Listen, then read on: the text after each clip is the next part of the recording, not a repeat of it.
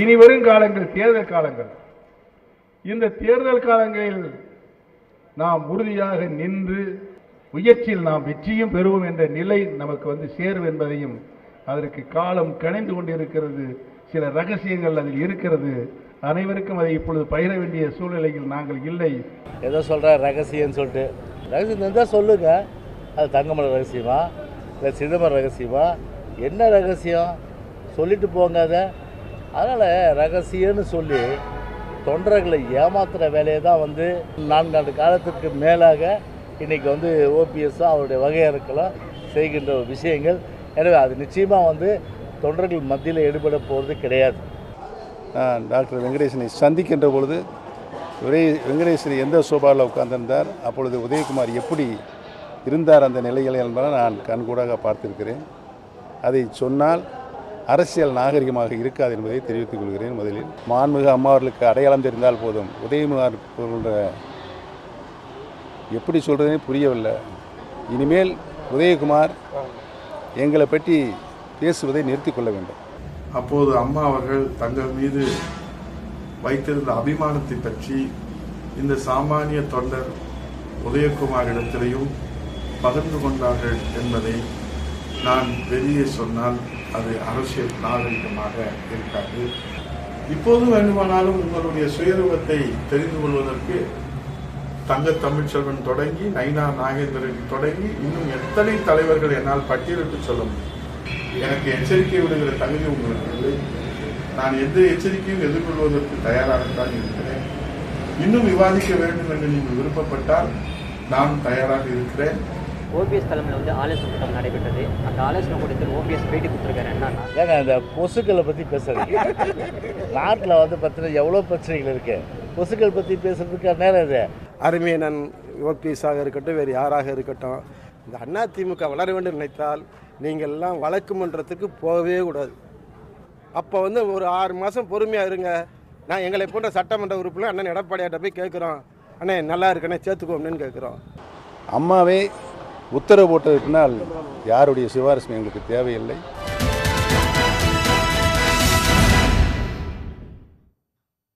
வணக்கம். கேள்விக்களம் நிகழ்ச்சிக்கு உங்களை வரவேற்கிறோம். இது மக்களின் மேடை. அதிமுக சந்திச்சிட்டு இருக்கக்கூடிய நெருக்கடிகளை பற்றி தான் இன்றைக்கி விவாதிக்க போகிறோம். இன்றைய விவாதத்தில் பங்கேற்க கொங்கு நாடு மக்கள் தேசிய கட்சியுடைய சட்டமன்ற உறுப்பினர் பொதுச் செயலாளர் கொங்கு ஈஸ்வரன், அதேபோல் மூத்த வழக்கறிஞர் தமிழ்மணி, அதேபோல் பத்திரிகையாளர் லட்சுமி சுப்பிரமணியன், இவர்களோடு முன்னாள் எம்பி கேசி பழனிசாமி, ஓபிஎஸ் உடைய ஆதரவாளர் முன்னாள் சட்டமன்ற உறுப்பினர் சுப்ரத்தினம், அனைவருக்கும் வணக்கம். லக்ஷ்மிகிட்ட தொடங்கலாம் அப்படின்னு நினைக்கிறேன். அதிமுகவை ஒன்றிணைக்கக்கூடிய ரகசியம் என்கிட்ட இருக்குது அப்படின்னு சொல்லி திடீர்னு ஒரு விஷயத்தை கிளப்பியிருக்காரு ஓபிஎஸ். இந்த பக்கம் அதுக்கு பதில் கொடுக்குற மாதிரி ஆர்பி உதயகுமாரோட பேட்டிகள்லாம் கூட பார்த்துருப்பீங்க. நீங்கள் எப்படி எடுத்துக்கிறது? இது அதிமுகவுக்கான நெருக்கடியாக பார்க்கலாமா? அதிமுக ஒன்றிணையணும் அப்படிங்கிறது இப்போ இல்லை, 2017 அப்புறம் ஜெயலலிதாவினுடைய மறைவுக்கு பிறகு முதல் பிளவு ஓபிஎஸ் தலைமையில் நடந்த முதல் பிளவிலிருந்தே அதே தான் திரும்ப அந்த பேச்சு வந்துட்டே இருக்கு. 7 வருஷமாக நம்ம இதே தான் பேசுகிறோம். நிறையா இதே மாதிரி டிபேட்ஸ்லேயும் டிஸ்கஷன்ஸ்லேயும் டிவி இன்டர்வியூஸ் எல்லாமே வந்திருக்கும். அந்த அதிமுகலேருந்து எல்லா தலைவர்களுமே இதே திரும்ப பேசிகிட்டே தான் இருந்திருக்காங்க. நிறைய பிளவுகளை சந்திச்சிருச்சு அதிமுக. பெரிய அளவில் ஓட் பேங்க்கும் குறைஞ்சிருக்கு. ஓட் பேங்க் இன்க்ரீஸ் ஆகிருக்குன்னு பழனிசாமி அவர்கள் சமீபத்தில் 2024 தேர்தலுக்கு பிறகு சொல்கிறார். ஆனால் என்னை பொறுத்த வரைக்கும் வாக்கு வங்கி கூடுனதாக தெரியல. அவங்களுடைய வாக்கு வங்கி ஒரு சரிவை சந்திச்சிருக்கு. ஏன்னா ஜெயலலிதாவுக்கு பிறகு தனித்து போட்டியிட்டு அதிமுகவால் வெல்ல முடியுமா அப்படின்ற ஒரு கேள்வி வந்திருக்கு. இப்போ கூட அவர் சமீபத்தில் சொல்லிட்டு இருக்கிறது, நாங்கள் திரும்ப ஒரு கூட்டணி அமைப்போம் அப்படின்னு தான் சொல்லிட்டு இருக்காரு. அதனால அந்த கூட்டணி அமைக்கிறது இல்லை கட்சி இன்னும் ஸ்ட்ராங்காக இல்லை, திரும்பவும் எல்லாரும் ஒன்றா சேரணும், இந்த பேச்செல்லாம் திரும்ப வந்துட்டே இருக்குது.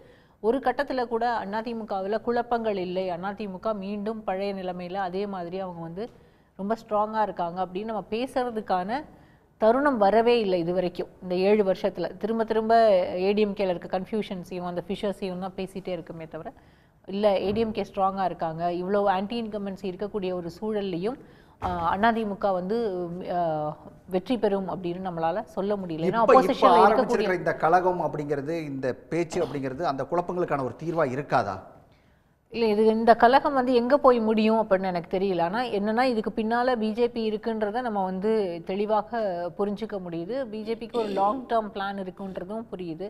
ஆனால் எதுக்காக இந்த லாங் டேர்ம் பிளான்? ஒருவேளை அதிமுகவை மகாராஷ்டிரா மாடலில் சிவசேனாவை கரைத்தது போல இங்கே அதிமுகவை கரைக்கிறதுக்கா, இல்லை அதிமுகவை மீண்டும் பலப்படுத்துவதற்காகவா அப்படின்னு தெரியல. ஏன்னா ஏடிஎம்கேக்கு வந்து இப்போது அதிமுகவுக்கு ஒற்றை தலைமை தான், அது வந்து எடப்பாடி பழனிசாமி அவர்கள் தலைமையில் தான் அப்படின்றது முடிவாயிருச்சு. 2024 தேர்தலே தேசிய ஜனநாயக கூட்டணியோடு ஓபிஎஸும் சரி டிடிவி தினகரனும் சரி கூட்டணியிலேருந்து தான் போட்டியிட்டாங்க. இன்னும் சொல்லப்போனால் ஓபிஎஸ் வந்து இண்டிபெண்ட்டாகவே கண்டெஸ்ட் பண்ணார், அதே ரெட்டையிலை எதிர்த்து தான் கண்டெஸ்ட் பண்ணாருங்க. அப்படி இருக்கும்போது இப்போ திரும்பவும் எல்லாரும் ஒன்றா சேரணும் அப்படின்ற அந்த வாய்ஸ் வந்து திரும்ப திரும்ப வந்துகிட்டே இருக்குது. ஆனால் எல்லாரும் ஒன்றா சேர்றது அப்படின்றது அதிமுகவிற்கு தென் மாவட்டங்களில் பெரிய பலத்தை கொடுக்கும். வட மாவட்டங்களில் அவங்களுக்கு ஏற்கனவே எடப்பாடி இருக்கிறதுனாலையும் அந்த பகுதியில் இருக்கக்கூடிய தலைவர்கள் இருக்கிறதுனாலையும் அவங்களுக்கு பலம் இருக்கலாம். ஆனால் தென் மாவட்டங்களில் அதிமுகவினுடைய சரிவை சரி கட்டுவதற்கு ஒருங்கிணைந்த அதிமுக அப்படின்றது அவங்களுக்கு ஒரு பெரிய பலத்தை கொடுக்கும். அப்போ அந்த ஒருங்கிணைந்த அதிமுகவிற்கான வாய்ப்புகள் என்ன அப்படின்னு தெரியல. ஓபிஎஸ் வந்து சொல்கிறாரு இப்போ எல்லாமே திரும்ப எல்லாம் ஒன்றா சேர்றதுக்கான வாய்ப்புகள் இருக்குது, பொறுத்து இருந்து பார்க்கலாம் அப்படின்றாரு. அதற்கு நிறைய எதிர்வினைகள் வருது கட்சிக்குள்ளாக இருந்தே. ஆனால் இந்த பிளவுகள் எல்லாமே முதல்ல இது வந்து தொடங்கினதே ஓபிஎஸ் அவர்களால் தான், அவரோட தர்மயுத்தத்தில் தான் தொடங்குனுச்சு. இப்போ திரும்பவும் அதிமுக வந்து ஒருங்கிணைந்த அதிமுகன்ற போது அது எந்த அளவுக்கு சாத்தியப்படும்? ஏன்னால் ஓபிஎஸ் மீது இருந்த அந்த நம்பகத்தன்மையை வந்து அதிமுகவுக்குள்ளாக இருக்கக்கூடிய நிறைய பேர் வந்து இழந்துட்டாங்க ஒரு கட்டத்திலையும். ஏன்னா அன்னைக்கு வந்து அவர் தர்மயுத்தம் ஆரம்பிக்கும் போது அவரோட இருந்தது வந்து வெறும் 11 பேர் தான். ஒருவேளை அவர் மேல் நம்பிக்கை இருந்திருந்தால் அன்னைக்கு வந்து பெரிய அளவில் செங்குத்தான ஒரு பிளவையே அவர் வந்து உருவாக்கி இருக்க முடியும். ஏன்னா அவருக்கு அன்னைக்கு டெல்லி சப்போர்ட் இருந்தது, அதை அவரே சொல்லியிருக்காரு. அதுக்கு பிறகு மீண்டும் வந்து இணைந்தார் கட்சியில், திரும்பவும் அவரை வந்து வெளியேற்றிட்டாங்க. ஆனால் திரும்ப ஓபிஎஸ்ஸை சேர்த்துக்கிறதுல என்ன சிக்கல் இருக்குது அதிமுகவில்னு எனக்கு தெரியல. ஓபிஎஸ்ஸையும் அவருடைய ஆதரவாளர்களையும் இணைத்து கொள்வது, இல்லை வந்து டிடிவியோடு ஒரு கூட்டணியிலிருந்து போட்டியிடுவது அப்படின்றது இவங்களுக்கு பெரிய அளவில் சிக்கலை கொடுக்க போகிறதில்லை. ஏன்னா எல்லா ஏடிஎம்கே, அதாவது ஏடிஎம்கேக்கான வாக்குகள் நீங்கள் வந்து அதிமுகவினோட கோர் ஓட்டர்ஸாக நீங்கள் வந்து எல்லாரையும் அந்த கட்சிக்குள்ளே இருக்கவங்களை மட்டும் கிடையாது, அதிமுக அனுதாபிகளும் வாக்களிப்பதற்கான வாய்ப்புகள் இருக்கும். ஏன்னா இப்போ ஆன்டி இன்கம்பன்சி இருக்கும்போது அதை கேபிட்டலைஸ் பண்ணுறதுக்கு ஏடிஎம்கேக்கு இது ஒரு வாய்ப்பாக அமையும், ஒருவேளை ஒன்றிணைந்து போட்டியிட்டால். ஈஸ்வரன் சாரோட பார்வையை கேட்டுருவோம். ஒன்றிணையத்துக்கான வாய்ப்புகள் எந்த அளவுக்கு இருக்குன்னு நினைக்கிறீங்க? ஏன்னா முன் எப்போதும் இல்லாத அளவுக்கு இப்போ வந்து திரும்ப இந்த பக்கம் உதயகுமார், ஓபிஎஸ் எல்லாம் மாறி பேச ஆரம்பிச்சிட்டாங்க. வந்து அதிமுகவை ஜெயிக்க வைக்கிறதுக்கான ஒரு சீக்ரெட் ரகசியம் என்கிட்ட இருக்குது அப்படின்னு சொல்லலாம் கூட ஓபிஎஸ் சொல்லியிருக்காரு. ஏதாவது ஒன்றிணைய வாய்ப்பு இருக்கா? அது உங்களுக்கு ஏதாவது பெரிய சவாலாக இருக்குமா? அவர் ரகசியம்னு சொல்கிறது பிஜேபியாக தான் இருக்கணும். அவர் வந்து ஒன்றிணைன்னு சொல்கிறது வந்து எல்லாத்தையும் கொண்டு போய் பிஜேபியில் இணைச்சிடணும்னு நினைக்கிறார் தான். ஏன்னா கடந்த ஒரு 2 வருடமாக அவருடைய செயல்பாடுகள் வந்து அப்படி தான் இருந்து கொண்டு இருக்கிறது. ஒன்றிணைன்னு சொல்கிறவங்க எல்லாருமே யாருமே வந்து எடப்பாடி பழனிசாமி அவர்களை விமர்சனம் செய்யாமல் இல்லை. ஒன்றிணையணும்னு சொல்கிறாங்க, அடுத்த பாயிண்ட் வந்து அவரை வந்து விமர்சனம் பண்ணுறாங்க. அப்புறம் எப்படி ஒன்றிணைய முடியும்? விமர்சனம் பண்ணிக்கிட்டே ஒன்றிணைய முடியும், ஒன்றிணைச்சா அது உருப்படுமா? ஆனால் வந்து அது வந்து ஒன்றிணையணும் அப்படிங்கிறது வந்து இவங்கெல்லாம் வந்து எந்த இடத்துலையாவது நாங்கள் இப்போது இருக்கிற பொதுச் செயலாளரை ஏற்றுக்கொள்ளுகிறோம், நாமெல்லாம் ஒன்றிணைவோம் என்று யாராவது பேசி இருக்கிறார்களா? அப்படிப்பட்ட ஒரு பேச்சு கிடையாது. அல்லது ஒன்றிணைவதற்கான அந்த வாய்ப்பு என்பது இருப்பதாக எங்களுக்கு தெரியவில்லை. ஆனால் எங்களை பொறுத்தவரை, எங்களுடைய கூட்டணியினுடைய தலைவரை, தமிழ்நாட்டு முதல்வரை பொறுத்தவரை, நாங்கள் எதிராளி வந்து எப்படி இருக்காங்க, அவங்க வீக்கா ஸ்ட்ராங்கா, அதை பற்றிலாம் நாங்கள் கவலைப்படுறதில்லை. எங்கள் கூட்டணியை பொறுத்தவரை எடப்பாடி சொல்லிட்டு இருக்கக்கூடிய ஒரு பலமான கூட்டணி 2026 ஒரு அமையும் அப்படின்னு சொல்லி எடப்பாடி சொல்லிட்டு இருக்கிறத வந்து பலரும் சொல்லக்கூடிய விஷயங்கள், திராவிட முன்னேற்ற கழக கூட்டணியிலிருந்து கூட இந்த பக்கம் வரதுக்கான வாய்ப்புகள் இருக்குது, அதனால தான் அவர் அப்படி சொல்லிட்டு இருக்காருங்கிற ஒரு வாதமும் கூட ஒரு பக்கம் இருக்கு. அவர் எந்த கூட்டணியை அமைத்தாலும் நாங்கள் வலுவாகத்தான் இருப்போம். ஆனால் வந்து அதை பற்றி நம்ம கவலைப்படலை. அதாவது இங்கே அப்படியெல்லாம் வந்து வித்தியாசங்கள் இருக்கிற மாதிரி தெரியல. முதலமைச்சரும் அதுக்கு முற்றுப்புள்ளி வைத்து விட்டார். சும்மா ஏதோ அரசாங்கத்துக்கு எதிராக ஒரு சில இடத்துல வந்து நம்ம வந்து அந்த பிரச்சனைகளுக்காக குரல் கொடுக்குறோம் அப்படின்னு சொன்னால் உடனே வந்து கூட்டணியில் பிரச்சனையா என்று தான். அதாவது இப்போ வந்து உங்களை பொறுத்தவரை, அதிமுக ஒருங்கிணைப்பை பொறுத்தவரை, தொலைக்காட்சிகளில் அந்த விவாதத்தெல்லாம் நிறுத்திட்டீங்கன்னா அந்த பேச்சே இருக்காது. தொலைக்காட்சி விவாதங்கள் தான் அதை வந்து லைவாக வச்சுருக்கீங்க. அது உங்களை தான் சாரம். ஆனால் திருப்பி நான் சொல்கிறது அப்படி தான். அதில் வந்து ஒன்றிணைகிறதுக்கு யாருக்குமே ஆர்வம் இருக்கிற மாதிரி தெரியலை. ஏன்னா வந்து அவர் சீக்ரெட் வச்சுருக்கேன்னு அவர் ஓபிஎஸ் அவர்கள் சொன்னாலும் மீண்டும் அவர்கள் இபிஎஸ் அவர்களை விமர்சனம் செய்யத்தான் செய்கிறார்கள். நீங்கள் எல்லாம் எந்த தலைவராக இருந்தாலும், அந்த ஒருங்கிணைப்பு குழுவாக இருந்தாலும் அவர்களெல்லாம் இன்றைக்கு இபிஎஸ் அவர்களை விமர்சனம் செய்கிறார்கள். தனியாக போய் பேசணும், ஊடகத்தில் பேசுகிறாங்க. தனியாக போய் பேசினா அது ஏதாவது எப்படி கிவ் அண்ட் டேக் எப்படிங்கிறது தெரியும். ஆனால் ஊடகத்தில் அவங்க தங்களுக்கான முக்கியத்துவத்தை உணர்த்த பார்க்குறாங்க. அதனால் வந்து அது வந்து தேர்தல் வரைக்கும் பேசிக்கிட்டே இருப்பாங்க. எப்படி போன தேர்தல் வரைக்கும் 24 தேர்தல் வரைக்கும் பேசிக்கிட்டே இருந்தாங்க. கடைசியில் வந்து என்ன நடந்ததுன்னு தெரியும். அதே மாதிரி இந்த தேர்தல் வரைக்கும் பேசி அதை லைவில் வைக்க பார்க்குறாங்க. இவங்க வந்து இபிஎஸ் தரப்பில் வந்து பேசுகிறது வந்து இல்லை, அதுக்கான வாய்ப்பு இல்லைன்னு ஃபுல் ஸ்டாப் வச்சு அங்கே இருக்கிற தொண்டர்களை தங்கள் பக்கம் இழுக்க பார்க்குறாங்க. இவங்க முயற்சி செய்கிறாங்க. அதனால தான் அவங்க வந்து அங்கே ஃபுல் ஸ்டாப் வைக்கிறாங்க. அதுக்கான வாய்ப்பு இல்லை.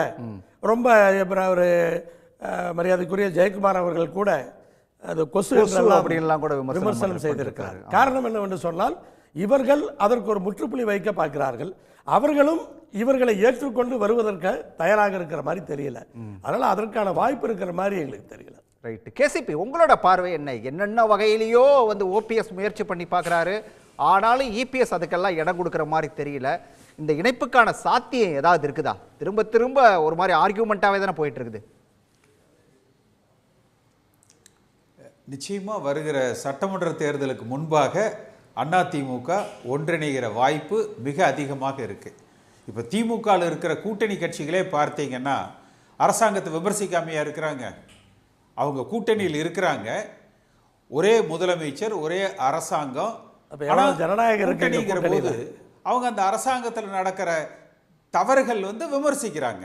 அப்போ ஒன்றிணைகிறோம் என்பதற்காக இருக்கக்கூடிய அந்த பிரச்சனைகளை பொது வெளிகளில் விவாதிப்பதில் பெரிய தவறு இருக்கிற மாதிரி நான் வந்து பார்க்கலை.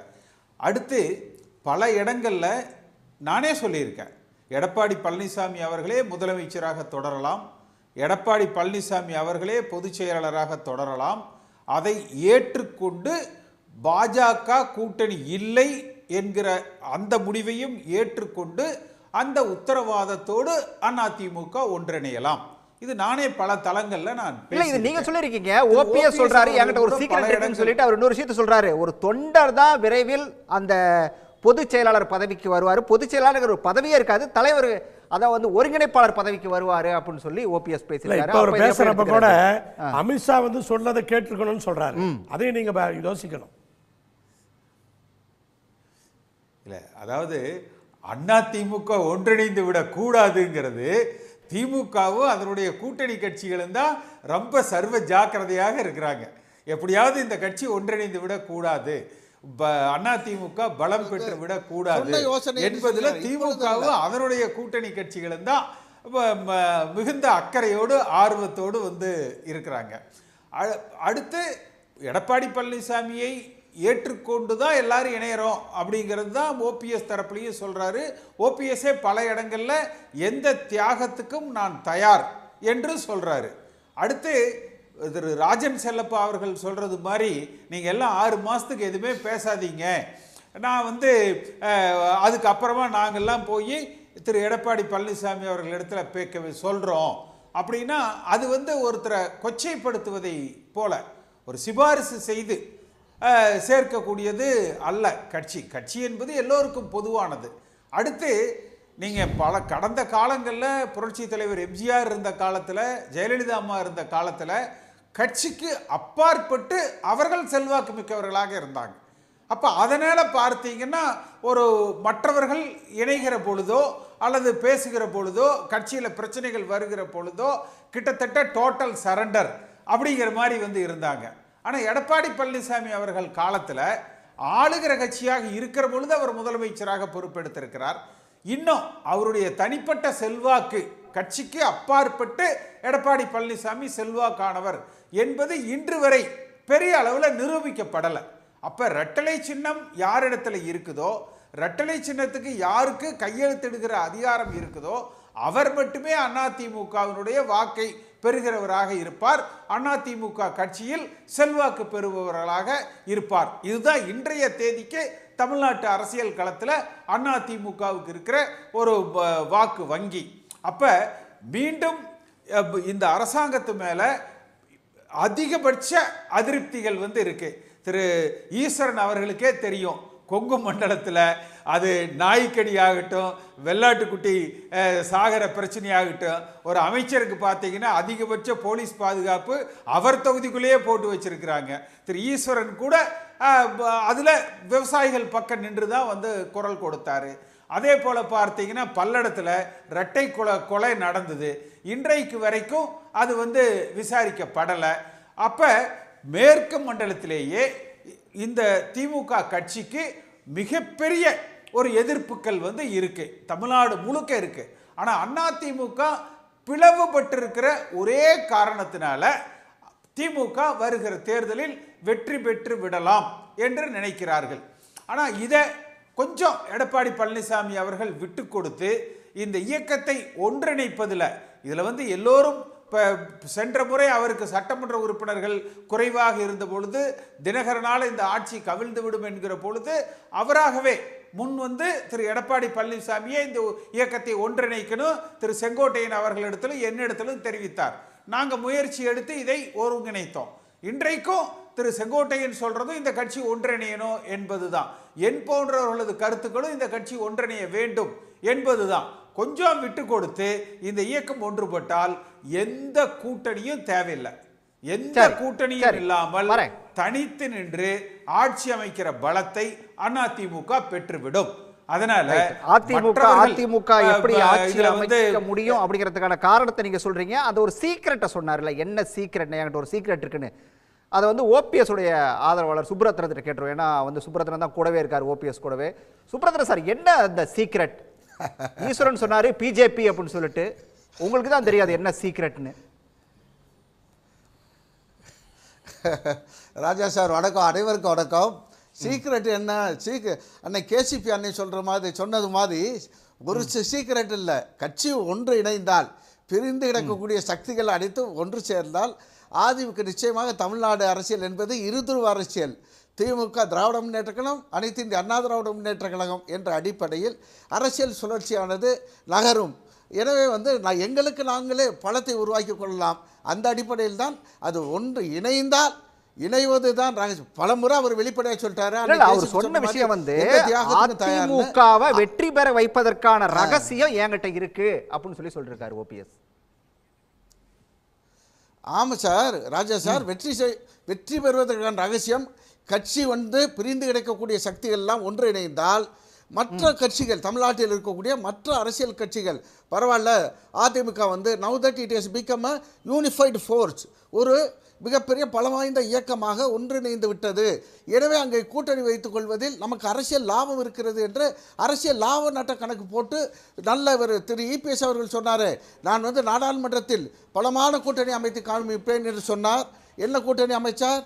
எந்த 2 கோடி உறுப்பினர்கள் என்று சொன்ன பொழுது வெறும் 80 லட்சம் ஓட்டு தானே வாங்கியிருக்காரு, 80 லட்சத்துக்கு கீழான ஓட்டு தானே வாங்கியிருக்காரு. எனவே சட்டமன்றத்தில் மெகா கூட்டணி அமைப்பேன் என்று சொல்கிறார். இதெல்லாம் வெற்று வார்த்தைகள். உண்மையை நோக்கி, அதாவது உங்களுக்கு பிராக்மேட்டிக்காக பேசுகிறதா இருந்தால் இயக்கம் ஒன்றுபட வேண்டும். ஒன்றுபட்டால் பிற கட்சிகள் நம்முடைய கடந்த காலத்தை போல் நம் கூட்டணி நோக்கி வருவார்கள். அந்த சூழலில் நமக்கு வெற்றி வாய்ப்பு பிரகாசமாக இருக்கும் என்ற ஒரு நம்பிக்கையின் அடிப்படையில் அதை அவர் சொல்கிறார். இன்னும் தெளிவாக சொல்லணும்னா, உங்களுக்கு அண்ணன் ஈஸ்வரன் என்ன சொன்னார், தமிழ்நாட்டில் உள்ள மூத்த அரசியல் தலைவர் ஒருவர், அதாவது பிஜேபியோட போய் இணைக்க பார்க்குறாருல. அண்ணன் இணைக்க பார்க்கல, பிஜேபியோட கடந்த காலத்திலிருந்து கூட்டணியில் இருக்க, கூட்டணி வச்சு இல்லை கூட்டணி வைத்துக்கலாம் கட்சி இணைக்கக்கூடிய அளவுக்கு இல்லை சார். அது தவறான வார்த்தை ராஜா சார். நான் ஏன் சொல்றேன்னா, அன்னை சொன்னதுக்கு நான் பதில் கூட அமித்ஷா சொன்னதை கேட்டிருக்கணும்னு சொல்றாரு. நான் சொல்லிடுறேன் அண்ணா. அதுக்கு சொல்ல வரேன்னா, அண்ணா please allow me to speak. Amit Shah 2021 அண்ணா 2021 தேர்தல்னா 2021 சட்டமன்ற தேர்தலின் பொழுது திரு அமித்ஷா அவர்கள் நீங்கள்லாம் நன்கு அறிந்ததைப் போல நீங்கள் எப்படி திராவிட முன்னேற்ற கழகத்தினுடைய கூட்டணியில் அந்த கூட்டணி கட்சி தலைவர்கள் சேர்ந்து வியூகம் வகுக்கிறீர்களோ அதே போல் டெல்லியிலிருந்து திரு அமித்ஷா வந்து லீலா பேலஸ் ஹோட்டலில் முதல்வராக இருந்த அண்ணன் இபிஎஸ் துணை முதல்வராகவும் ஒருங்கிணைப்பாளராக இருந்த அண்ணன் ஓபிஎஸ் அவர்கள் அழைத்து நீங்கள் வந்து பிரிந்திருக்கக்கூடிய திருமதி சசிகலா திரு டிடிவி தினகரன்லாம் இணைச்சிக்கிட்டீங்கன்னா வெற்றி பெறுவதற்கு வாய்ப்பு இருக்கிறது. இல்லையே நிச்சயமாக வந்து நான் சொல்கிறேன், எனக்கு ஐபி ரிப்போர்ட் இருக்குது, நான் உள்துறை அமைச்சர், நீங்கள் வந்து காண வேணாம், தோல்வி அடைவீர்கள். 70 சீட்டுக்கு ஒரு இந்த 10.5% அந்நியர்களுக்கெல்லாம் கொடுத்ததுனால ஒரு லிட்டில் அட்வான்டேஜ் இருக்குது. ஒரு 70 to 75 சீட்டு வரலாம், ஆட்சியை அமைக்க முடியாது என்று தெளிவான வார்னிங் கொடுத்தாரு. அதைத்தான் சொல்கிறாரு. இப்போ சொல்லலைன்னா இன்றைய நடவடிக்கைக்கு அமித்ஷா சொல்வதை கேட்பேன் என்று அண்ணன் சொல்லலை, இது ஓபிஎஸ் சொல்லலை, நீங்கள் தவறாக புரிஞ்சுக்க வேணாம். அடுத்து நான் சப்ஜெக்ட்டுக்கு வர்றேன்னா திரு நம்முடைய உதயகுமாருடைய அரசியல் ஆசன் தெரியுங்களா? You know who is mister Udayakumar political mentor? Doctor Venkatesh அவருடைய அரசியல் ஆசான். வெங்கடேஷுக்கும் உதயகுமாருக்கு எத்தனை வயசு வித்தியாசம் தெரியுங்களா? ஒரு 20 வயசு வித்தியாசம். ஆனால் ஓபிஎஸ் சொன்ன பொழுது அதாவது நேரத்துக்கு தகுந்த மாதிரி இடத்துக்கு தகுந்த மாதிரி தன்னுடைய வேஷத்தை மாற்றுவதில் கெட்டிக்காரர் திரு உதயகுமார். வெங்கடேஷ் எல்லாம் நாங்கள்லாம் நண்பர் போல தான் சேர்ந்துப்போம். என்னை விட 15 வயசு சின்ன பையன் தான் அவர். நாங்களாம் என்ன டாக்டர் நல்லா இருக்கீங்களா டியூ ரெஸ்பெக்ட் கொடுப்பார். ஆனால் இவர் போய் அவர் சோபாவில் உட்காந்துருந்தா அவர் தரையில் உட்காந்துக்குவார். அவர் என்னமோ அம்மாவுக்கு நிகரானவர் போல காரியம் சாதிப்பதற்கு உயிரோட இருந்த போது நடந்த அரசியல் அங்க எல்லாம் எப்படி நடந்துகிட்டாங்க அப்படிங்கிறது எல்லாருக்குமே தெரியும். அதை திரும்ப ஒரு தடவை நம்ம சொல்லிட்டு இருக்க வேண்டியதில்லை. வாங்க விஷயத்துக்கு வாங்க சார். நான் சொல்லிடுறேன் சார். அவர் சார் நான் சொல்றேன், நவரன் let me come to it sir. அவர் வந்து கடுமையாக சொல்லியிருக்காரு. அது வந்து அம்மா மறைவுக்கு பிறகு திருமதி சசிகலா அவர்கள் முதலமைச்சராக வர வேண்டும் போய் அம்மா நினைவிடத்தில் தீர்மானம் போட்டார். அப்புறம் அரசியல் காற்று மாற்றி வீசினருடன் உடனடியாக திருமதி சசிகலாவை தூக்கி எறிஞ்சிட்டு இங்கே வந்து திரு இபிஎஸ் அவர்கள் தானே. அப்புறம் இபிஎஸ் ஓபிஎஸ் என்னன்னு சொன்னால் விசுவாசம் என்னன்னு நான் ஓபிஎஸ் தான் கற்றுக்கிட்டேனாரு. இப்படி வந்து is a parasite, political parasite, நிறமாற்றிக்கக்கூடியவர். அவர் வந்து ஒரே ஒரு செய்தி சொல்கிறேன், இந்த நாட்டுக்கு சுதந்திரத்தை பெற்று தந்த மகாத்மா காந்திக்கே நம்முடைய அவர் நினைவிடத்தை ராஜ்காட்டை நினைவிடம் தான் சொல்கிறான். இவர் எதுக்குமே எக்ஸ்ட்ரீமாக போவார். அம்மாவுக்கு அவங்க ஊரில் வந்து ஒரு நினைவிடம் கட்டிட்டு அம்மா புரட்சியில் அம்மா கோவில்னு பேர் வச்சார். இது திராவிட இயக்கத்தில் வந்தவங்க மறைந்த தலைவர்கள் நாம் மதிக்கிறோம், அம்மாவை மதிக்கிறோம், அதில் மாற்றுக்கிறது இல்லை. ஆனால் கோயில்னு சொல்லி எப்படி அது சரியாக வரும்? ஆனால் அந்த கோயிலில் என்ன பண்ணுறாங்க, அவங்க அப்பா இறந்தோடனே இவங்க அப்பாவை அங்கே கொண்டு பதிக்கிறாரு. அப்புறம் என்ன அம்மாவுக்கு இது உங்களுக்கு தனிமொழியாக இருக்குது? எனவே வந்து இவரெல்லாம் அண்ணன் ஓபிஎஸ் அவர்களை தரந்தாழ்ந்து பேசுவதற்கு எந்த யோக்கியதையும் கிடையாது. இன்னும் சொல்ல போனால் திரு ரவீந்திரநாத் நாடாளுமன்றத்திற்கு 2019 தேனியில் போட்டியிட்டப்ப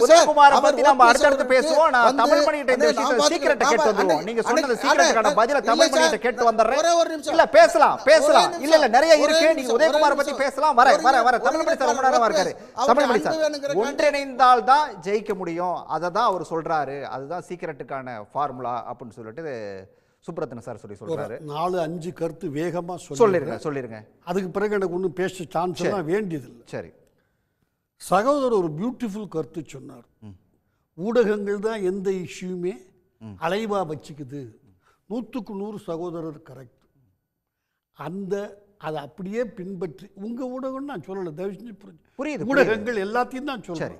அதை பின்பற்றி ஒரு சின்ன கருத்து, எப்போ ஊடகங்கள் டாபிக் மாற்றிடுச்சோ என்னுடைய அப்சர்வேஷன் அந்த இஷ்யூ செத்து போச்சுன்னு அர்த்தம். சரி, செங்கோட்டையை இஷ்யூ புதைச்சாச்சு, திரு எடப்பாடி அதை தாண்டி வந்துட்டாரு, அடுத்த இஷ்யூ எடுத்தாச்சு, குட், தப்பல்ல. ஒரு ஊடகம் அப்படி இருக்கணும். சரி, இப்போ அவர் என்ன சொன்னார், மோடி அமைதியாருன்னு சொல்கிறதுனால இருக்கிற அமைதியாக இருந்து தான் செல்லூர் ராஜும் சொன்னார், ஆர்பி உதயகுமாரும் சொன்னார். உன் சொந்தக்காரன் உன் கட்சிக்காரன் நேற்று வரைக்கும் கூட இருந்தவன் ஒன்று ஒருங்கிணைப்பாளராக ஏற்றுக்கிட்டவன் அவன் அமைதியாக இருந்தால் கேட்க மாட்டாரான் ஓபிஎஸ். மோடி அமைதியாக இருன்னு சொன்னால் நான் அமைதியாக இருக்கிறேன். இதிலேயே உங்களுக்கு ரகசியம் என்னன்னு புரிஞ்சிருக்கும். அவர் தன்னை அதிமுக காரர் என்று கருதி இருந்தால் இவர் நன்மைக்கு தான் சொன்னாங்க அமைதியாக ஒரு 6 மாதம் இரு, அது மற்ற விஷயங்கள் வேண்டாம். அவர் தான் சொன்னார், நான் எந்த விதமான நிபந்தனைகளும் இல்லாமல் இணைய விரும்புகிறேன். ஒரு சகோதரன் இப்படி சொல்கிறானேங்கிறதுக்காக அவங்க என்ன சொன்னாங்க, 6 மாதம் நீ சும்மா மட்டும் இரு, மீதியை நாங்கள் பார்த்துக்கிறோம். சார், ஒரு எந்த குடும்பத்தில் பிரச்சனையானாலும் இதுதான் முதல்ல சொல்லுவோம், எப்பா கொஞ்சம் வாயை விடாமல் இரு, அண்ணனை முறைக்காது, தம்பியை முறைக்காது, அண்ணியை தப்பாக பேசாது, நாங்கள் செட் பண்ணுறோம். அவர் அதை ஏற்றுக்க தயாராக இல்லை. இன்னொன்று ரொம்ப தெளிவாக சொல்கிறேன், இந்த அமைதியாக ஓரமாக உக்காந்துக்கோன்னு சொன்னது செல்லூர் ராஜுவோ இவரோ அல்ல. 6 மாதத்துக்கு முன்னால் திரு ஓ பன்னீர்செல்வம் ராஜகுருவாக ஏற்று செயல்பட்டு கொண்டிருக்கிற திரு பன்ருட்டி ராமச்சந்திரனை வைத்து தொண்டர்கள் உரிமை மீட்கும் கூட்டம் போட்டார். முதல்ல பேச சொன்னது திரு பன்ருட்டி ராமச்சந்திரன். 3 விஷயம் பேசினார். எல்லாரும் இருக்கும், இப்போ வேணாலும் எடுத்து காமிக்கிறான். நம்பர் 1, அவர் சொன்னது, தொண்டர்களே உங்ககிட்ட இல்லையே, அவங்கிட்ட இருக்கானே, நீ எப்படி தொண்டர்கள் உரிமையே சார் இருக்கு.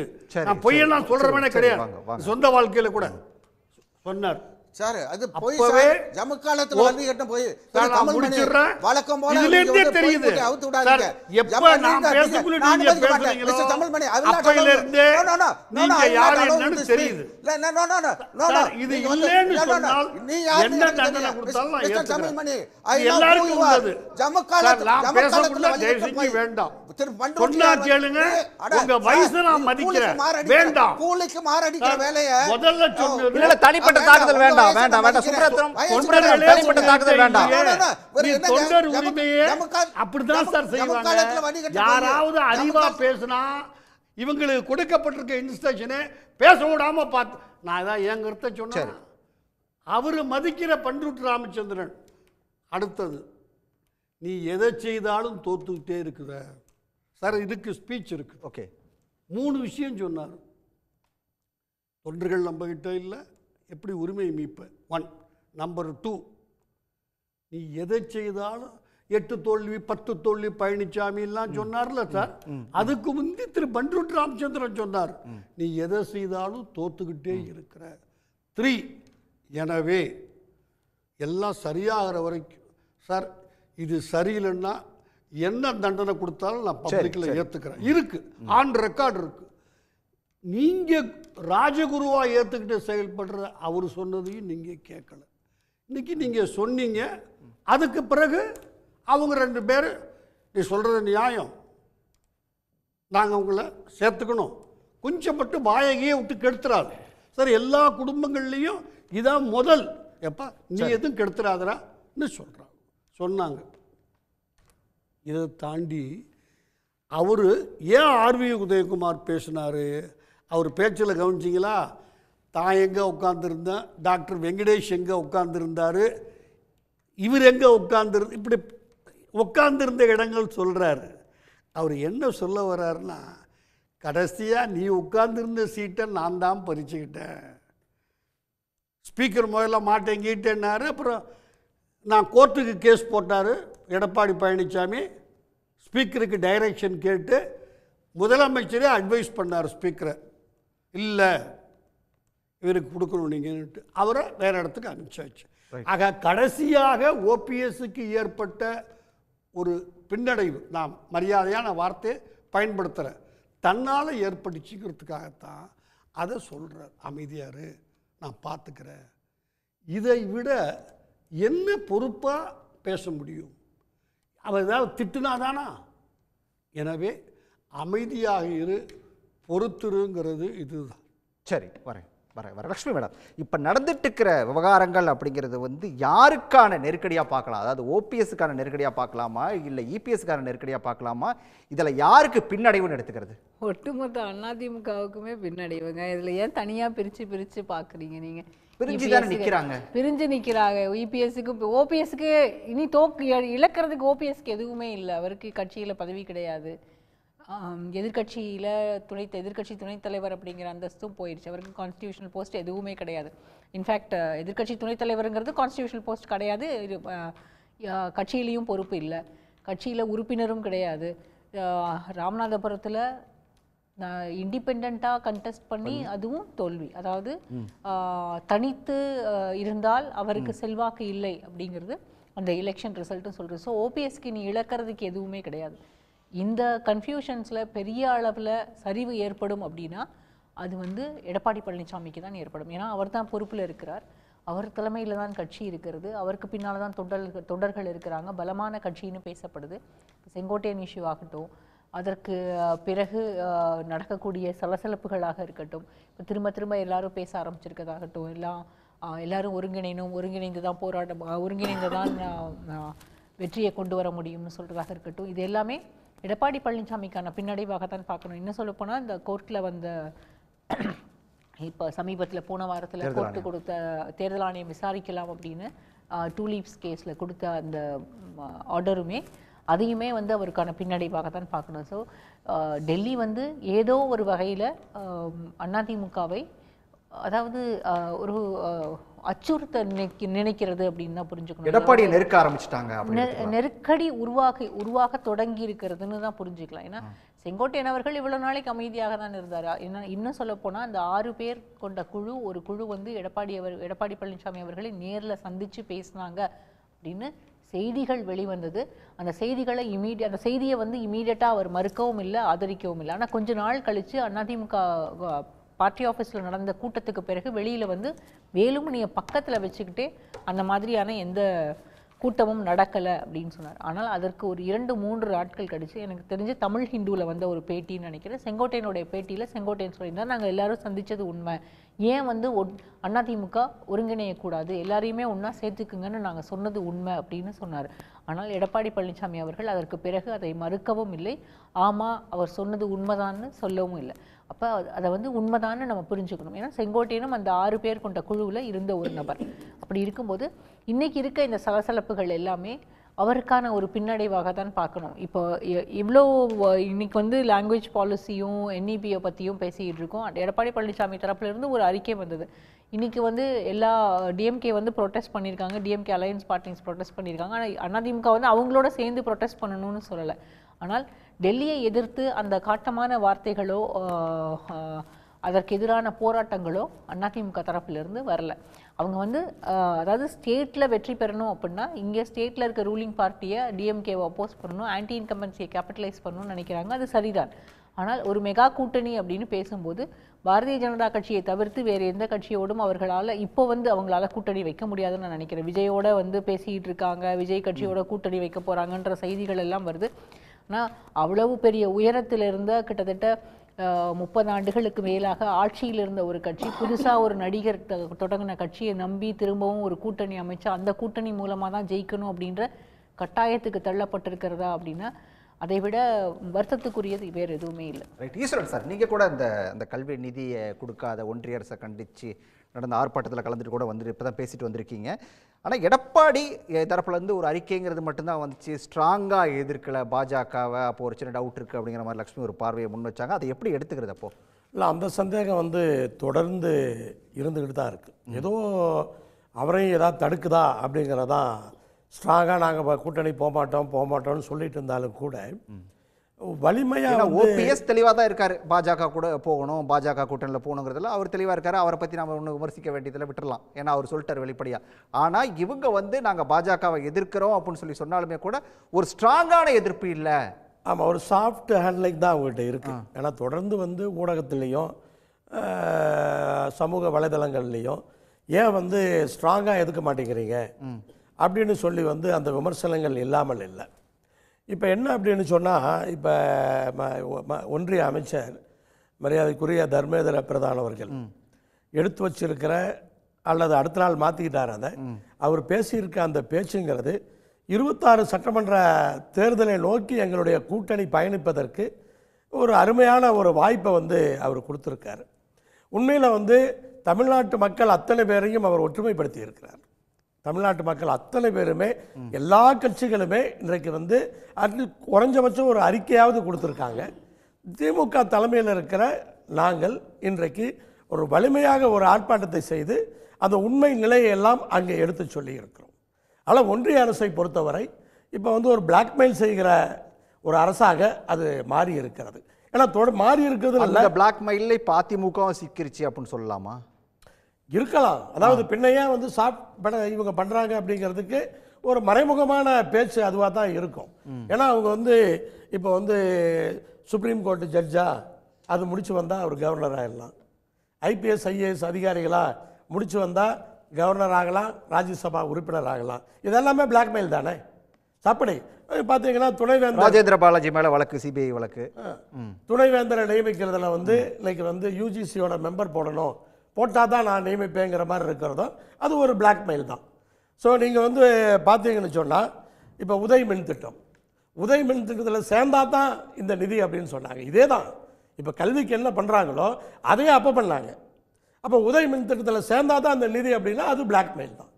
இப்போ இவங்க கல்வியில் செஞ்சுருக்கிறதும் இது வந்து ஒரு பிளாக்மெயில் தான். அதாவது ப்ராக்டிக்கலாக அது எப்படி பாசிபிள்ங்க? அவங்க சொல்கிற விஷயம் நாங்கள் இந்திய திணிக்கலை, எந்த மொழி வேணாலும் நீங்கள் எடுத்துக்கலாம் அப்படின்னு சொல்கிறாங்க. எந்த மொழி, அதாவதுங்க அடுத்ததை படித்து எதுக்குங்க ஆக போகுது? சரி, இப்போ வந்து அது மாதிரி பள்ளிகளில் வந்து அந்தந்த மாணவர் ஒரு மொழி எடுத்துக்கலாம் அப்படின்னு சொன்னால் இப்போ 50 மாணவர்கள் இருக்காங்க, 50 பேர் 50 லாங்குவேஜ் எடுத்துக்கிட்டாங்க. அப்போ 50 ஆசிரியர்கள் நீங்கள் நியமிக்க முடியுமா? ஒவ்வொரு பள்ளிக்கு 50 ஆசிரியர் நியமிக்க முடியுமா? அப்போ என்ன பண்ணுவாங்க? இந்தி ஆசிரியர் வச்சுருப்பாங்க, சமஸ்கிருத ஆசிரியர் வச்சுருப்பாங்க. அப்போ மாணவர்கள் கடைசி நேரத்தில் 3வது லாங்குவேஜ் எடுத்து தான் ஆகணும். அது அடுத்த வருஷம் வரும் அப்படின்னு சொல்லிட்டு இந்தியோ சமஸ்கிருதமோ அவங்க எடுத்தாக வேண்டிய கட்டாயத்துக்கு தள்ளப்படுவார்கள்.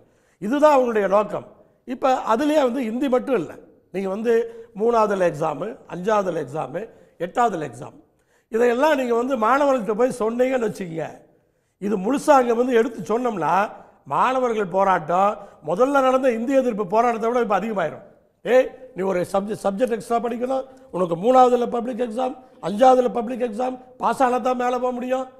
அப்படி அதாவது இடைநிற்றலை தவிர்ப்பதற்காகத்தான் அந்த பரீட்சையெல்லாம் அந்த ஆரம்ப காலங்களிலே இல்லாமல் செய்தார்கள்.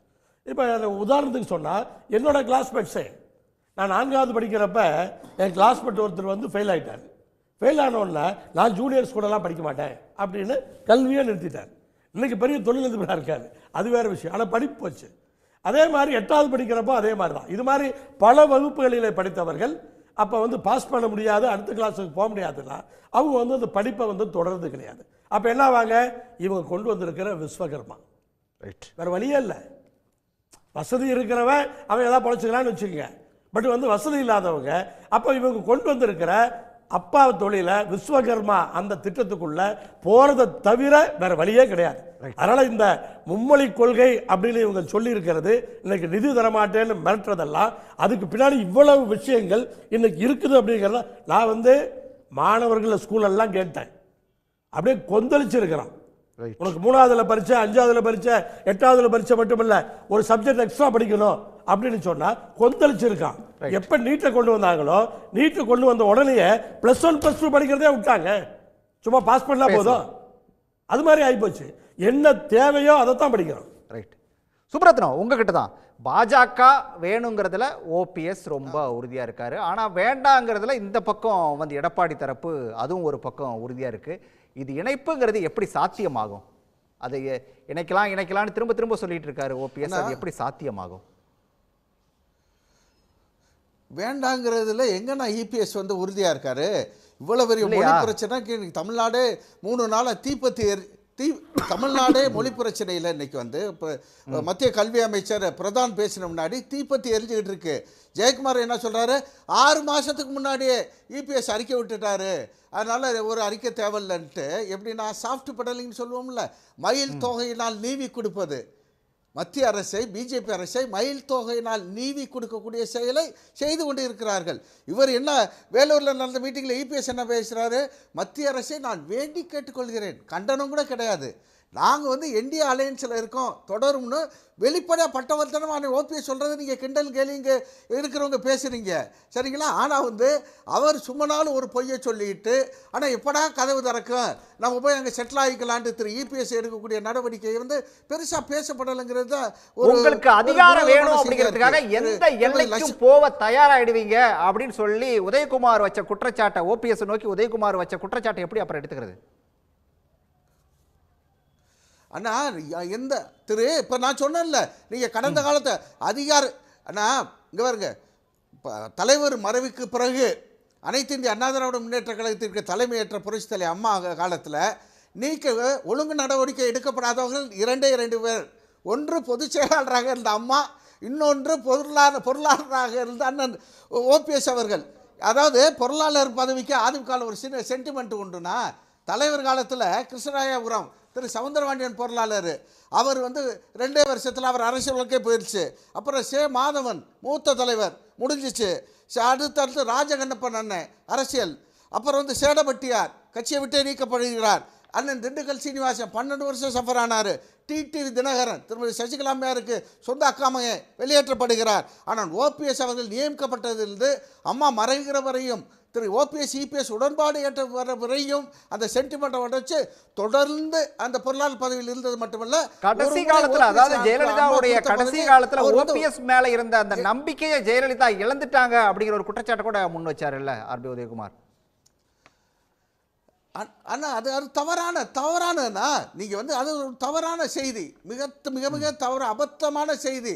அம்மா கடைசியாக சுயநினைவு இருக்க வரை ஓபிஎஸ் அவர்களை அவர்தான் நம்பிக்கைக்குரியவர் என்ற இடத்தில் தான் வைத்திருந்தார்.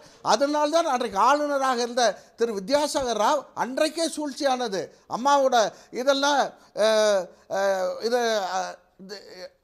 அதாவது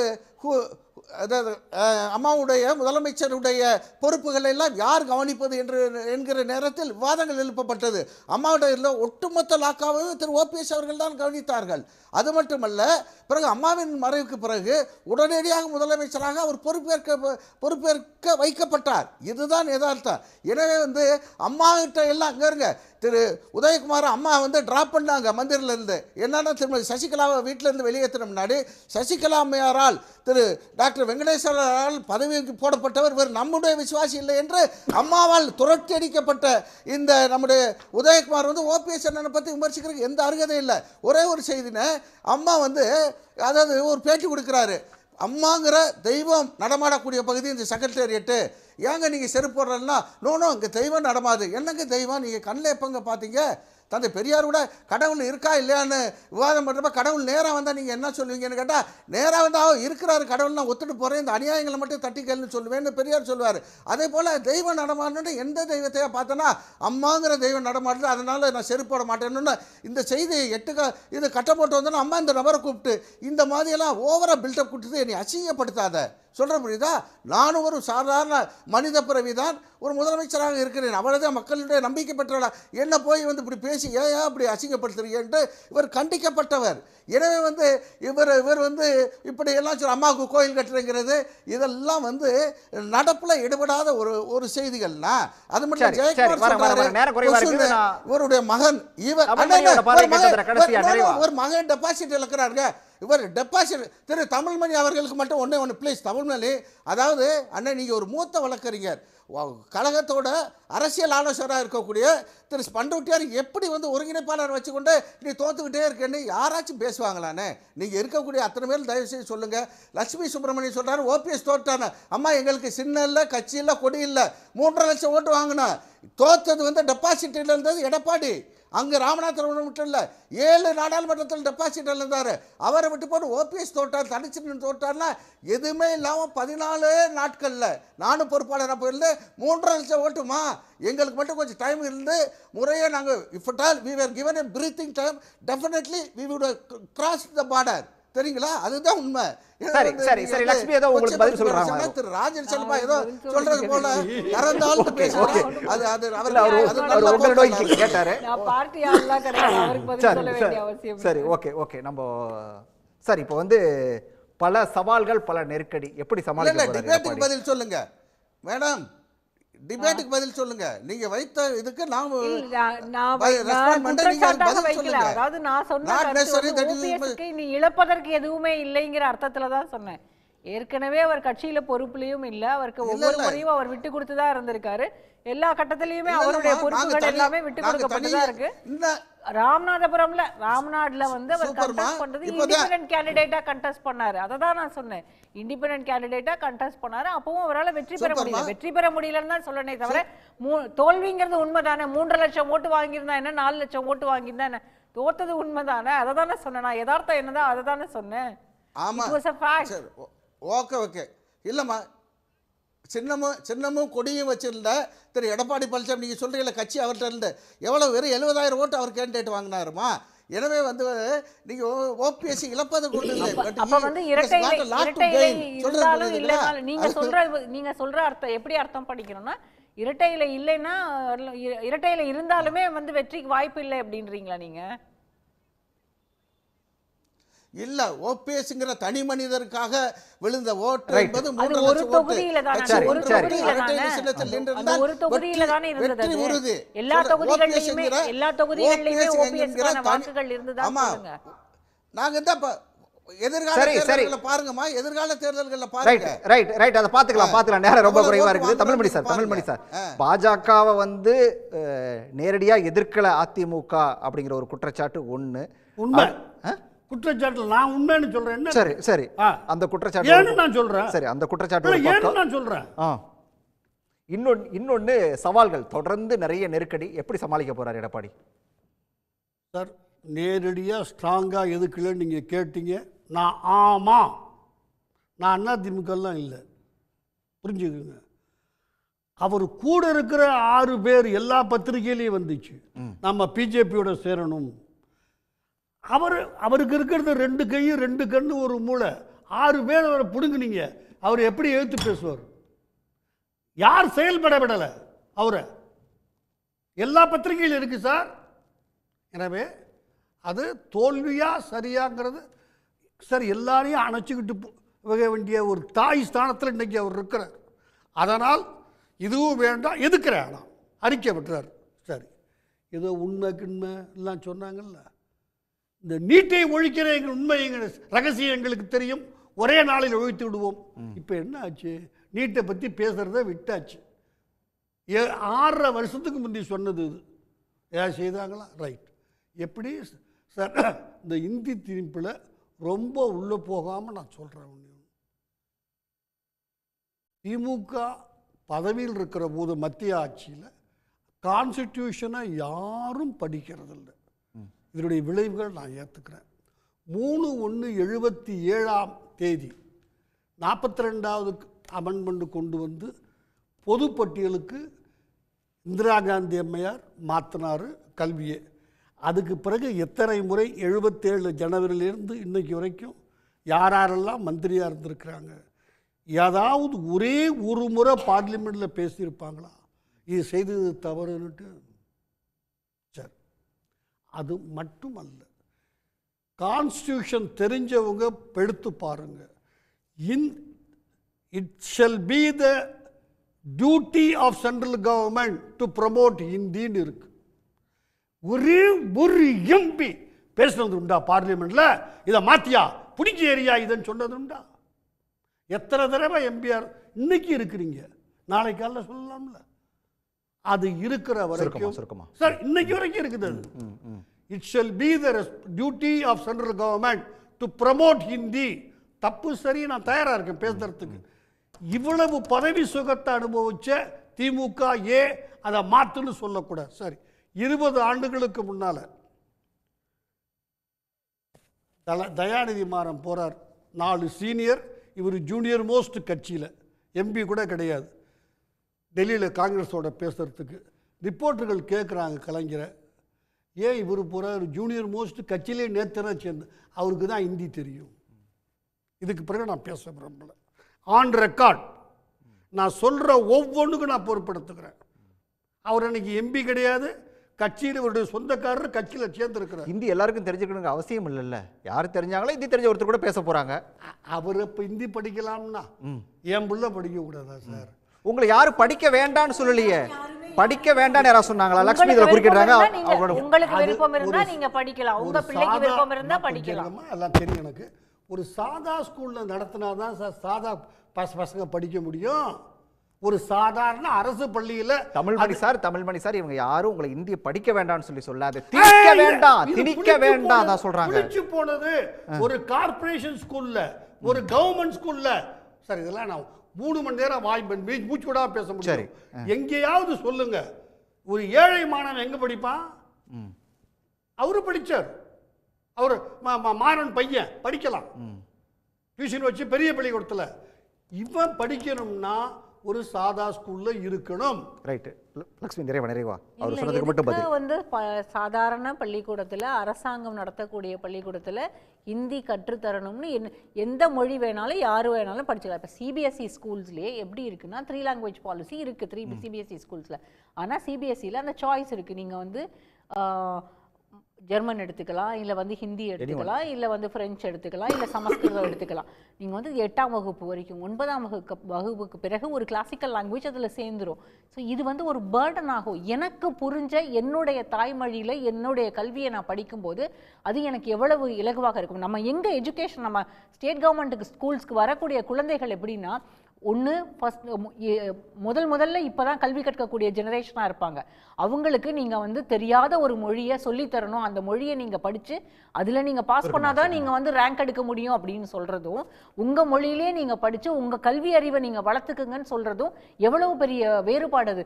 அது அந்த மாதிரி நம்மளுடைய எஜுகேஷனை ரொம்ப ஈஸியாக்கணும்னு நம்ம நினைக்கிறோம். அதை விட்டுட்டு கார்பரேஷன் ஸ்கூல்ஸ்லேயும் ஸ்டேட் கவர்மெண்ட்டோட ஸ்கூல்ஸ்லேயும் நீங்கள் ஹிந்தி சொல்லிக் கொடுங்க, அதை ஏன் நீங்கள் அலோவ் பண்ண மாட்டேங்கிறீங்க, வசதியானவங்களுக்கு கிடைக்குது வசதி இல்லாதவங்களுக்கு கிடைக்குதுன்னா இதெல்லாம் அபத்தமான வாதம். நன்றி நன்றி நன்றி. விவாதத்தில் பங்கேற்ற அனைவருக்கும் நன்றி. மீண்டும் ஒரு நிகழ்ச்சியில் சந்திக்கலாம் நேயர்களே. நன்றி, வணக்கம்.